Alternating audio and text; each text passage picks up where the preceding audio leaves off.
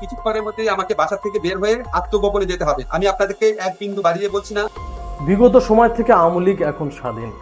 এখন বলতে পারেন ভাই বোখার মতো কথা বলতেছেন, বিএনপির নেতাকর্মীরা আওয়ামী লীগের বাড়ি ঘর জ্বালাই দিতেছে। মর্যাদা হানিকর মন্তব্য করেছেন, ঝুলায় পিটাপিটিটা। বাংলাদেশকে আননেসেসারি খেপাবেন না, ঘাটাবেন না। বাংলাদেশ একটা স্বাধীন রাষ্ট্র, সাইজ দিয়ে বিবেচনা করবেন না। সম্পর্ক খারাপ হওয়ার শতভাগ দায় হচ্ছে দিল্লির। Asif Nazrul sir, doctor Yunus, Asif Nazrul sir 2019 সালে ফেসবুকে পোস্ট করেছিলেন যে আবরার ফাহাদকে হত্যা করা হয়েছে। সে আবরার ফাহাদের রক্তের উপর পাড়া দিয়ে ইলিশ শেখ হাসিনা পাঠাচ্ছে। ঠিক আছে, বাংলাদেশের মানুষ আগে ইলিশ খাবে, তারপরে ভারতের মানুষ খাবে। কত ধরনের কথা এখন আসিফ নজরুল পুরো চুপ হয়ে গেছে। শেখ হাসিনা 500 টন পাঠায়, 5 বছর পাঠাচ্ছে 5000 টন। আর আমাদের এই উপদেষ্টারা আইসা একদিনে 3000 টন ইলিশ পাঠাইছে। ইলিশের যে সিদ্ধান্তটা নেওয়া হয়েছে সেই সিদ্ধান্তকে আমি তীব্রভাবে প্রতিবাদ জানাই। একই সাথে আমি এই কথাটাও আপনাদের সামনে বলেছি যে শুধু আন্দোলন সংগ্রাম না, আন্দোলন সংগ্রামের মাধ্যমে যেমন আমরা স্বৈরাচারকে বিদায় করে মানুষের ভোটের অধিকার প্রতিষ্ঠিত করতে চাই। আসসালামু আলাইকুম দর্শক, এইমাত্র পাওয়া গরম খবর।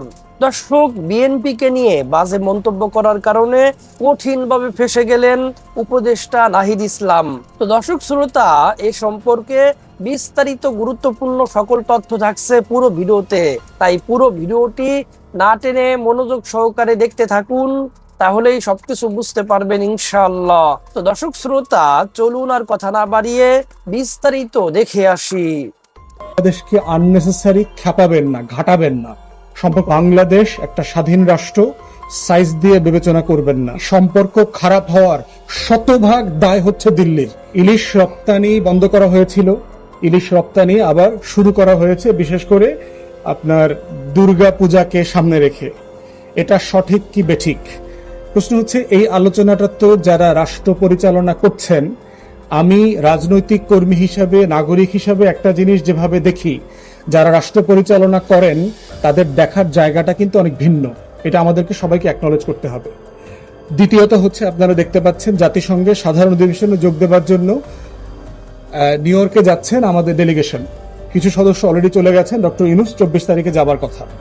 অতএব সেই বাস্তবতা, এবং ওখানে আমরা দেখলাম আমাদের পররাষ্ট্র উপদেষ্টার সাথে ওখানে পররাষ্ট্র মন্ত্রী যিনি আছেন ভারতে, তার সাথে তাদের মিটিং হবে।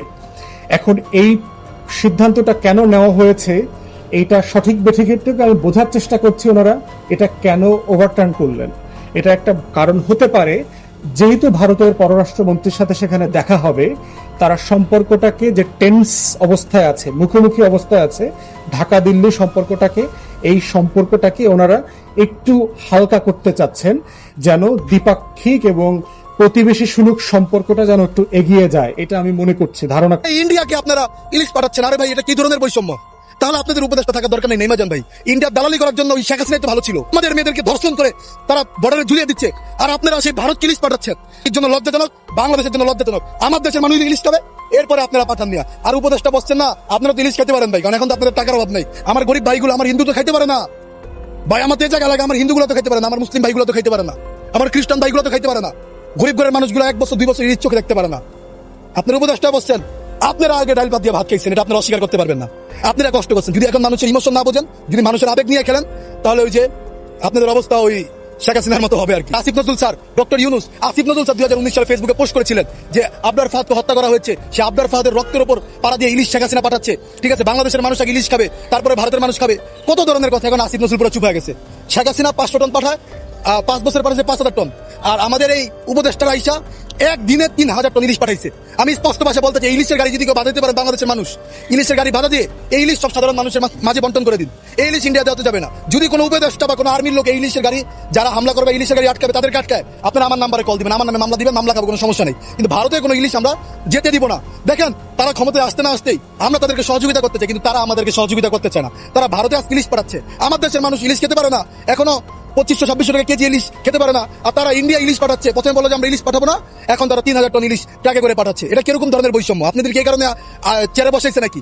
এটা ভুলে যায় না যে বাংলাদেশে গত 15 বছরে যত হত্যা হয়েছে, আপনার ফাহাদের হত্যা থেকে শুরু করে হেফাজতের হত্যা বলেন, 2024 সালের ছাত্র হত্যা বলেন, শ্রমিক হত্যা বলেন, যুব হত্যা বলেন, সব ইন্ডিয়ার রয়্যাল এজেন্ডা করেছে এবং এর সাথে সম্পৃক্ত ইন্ডিয়ার পুলিশ। অনেকে এয়ারপোর্ট দিয়ে পালাইছে, আপনারা তো দেখছেন। তো ইন্ডিয়া যেখানে আমাদের মানুষকে মেরে কাঁটাতারে ঝুলিয়ে দেয়, আমার দেশের র্যাবকে মেরে কাঁটাতারে ঝুলিয়ে দেয়, আমার দেশের একটা হিন্দুকে ইন্ডিয়া বর্ডারে মেরে ফেলে, সেই ইন্ডিয়াকে আপনারা ইলিশ পাঠাচ্ছেন। আরে ভাই, এটা কি ধরনের বৈষম্য? ইলিশের যে সিদ্ধান্তটা নেওয়া হয়েছে সেই সিদ্ধান্তকে আমি তীব্রভাবে প্রতিবাদ জানাই। কারণ আমি আসিফ নজরুল স্যারকে বলতে শুনেছি 500 টন যখন দেখেন 500 টন যখন ইলিশ দেওয়া হয়েছে তখন কিন্তু আসিফ নজরুল স্যার এই বিষয়গুলো নিয়ে লেখালেখি করেছে। এখন 3000 টন ইলিশ অর্থাৎ অ্যাটলিস্ট 6 টাইমস সেটাকে বাড়ানো হয়েছে। এখন দেখেন এটা হইতে পারে, যেহেতু আমাদের একটা আমি কিন্তু এটা কি সিদ্ধান্ত না, কিন্তু এটা হইতে পারে, আমি আবারও বলছি এটা হেজিং, এটা কিন্তু ডিসিশন না, আমি হেজিং, এটা হইতে পারে রিচুয়ালস এর প্রতি সম্মান রেখে, যেহেতু এটা দুর্গাপূজাকে সামনে রেখে দেওয়া হয়েছে। এখন দেখেন বিভিন্নভাবে কিন্তু কালার করার চেষ্টা করা হচ্ছে।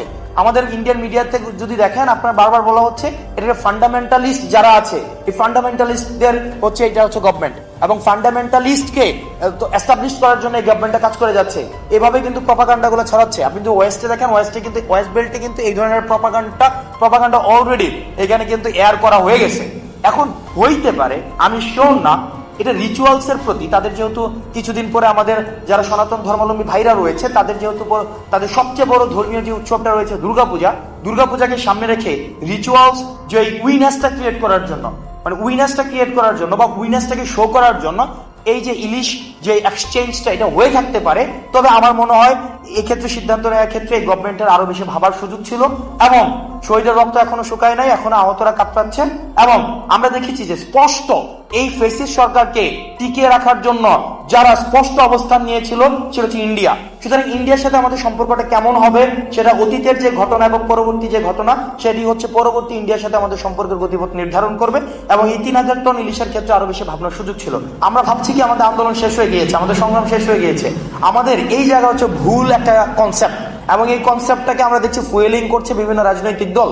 আপনাদের একটা জায়গায় দেখা যাবে কি, আমরা এই যে রাজনৈতিক দলগুলো মতের ঊর্ধ্বে উঠে, আমাদের দেখেন বিএনপি গত 16 বছর ধরে যেইভাবে আপনার ফেসিস গভর্নমেন্টের এগেনস্টে একটা প্রতিরোধ করেছে, সেটা তাৎপর্যপূর্ণ। নিশ্চয়ই এটা নিঃসন্দেহে এই ধরনের রেজিস্ট্যান্স অন্য কোনো রাজনৈতিক দল বিগত সময় দেখিয়েছে কিনা সেটা হচ্ছে আমাদেরকে সার্চ করে দেখতে হবে। কিন্তু বিএনপি সেই জায়গায় নিঃসন্দেহে একটি তাৎপর্যপূর্ণ ভূমিকা রেখেছে, জামাত তাৎপর্যপূর্ণ ভূমিকা রেখেছে।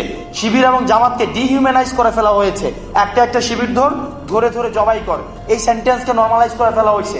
অর্থাৎ একটা ন্যূনতম হিউম্যান ডিগনিটি যে একটা মানুষের থাকা উচিত, শিবির করলে সেটাও থাকবে না, এটাকেও নর্মালাইজ করে ফেলা হয়েছে। তাহলে দেখেন বিভিন্ন রাজনৈতিক দলমতের ঊর্ধ্বে উঠে এই আন্দোলনে কিন্তু সবাই নেমে এসছে। এখন এই আন্দোলন পরবর্তী সময়ে আমাদেরকে ভাগ করে ফেলা হয়েছে।